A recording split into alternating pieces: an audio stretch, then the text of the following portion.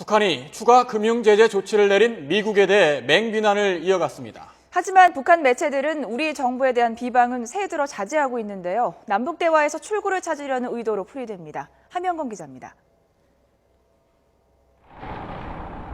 북한 당국은 미국의 대북 제재 조치를 강력히 비난하면서 미국이 북한에 대한 적대감에서 벗어나지 못하고 있다고 주장했습니다.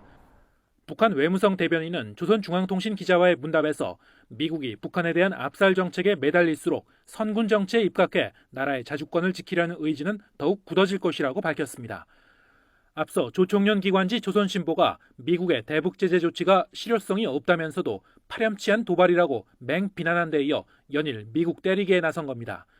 북측의 거센 반발은 금융제재가 북한의 대외 무역 거래에 돈줄을 조이고 나아가 외자 유치에도 찬물을 끼얹을 수 있다는 위기감의 반증으로 풀이됩니다.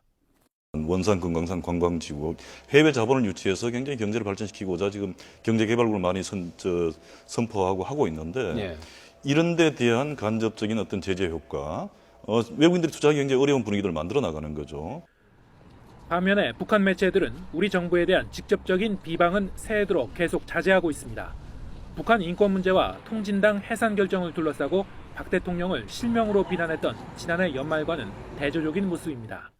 북한 입장에서는 미국의 어떤 그런 제재에 대해서 강하게 반발하면서도 오히려 남북관계 개선을 통해서 미국에 대해서 실제 제재 자체가 효과가 없다. 이런 걸 오히려 보여주기 위한 측면에서 또 남쪽을 이용할 그런 가능성도 있지 않을까 생각이 듭니다.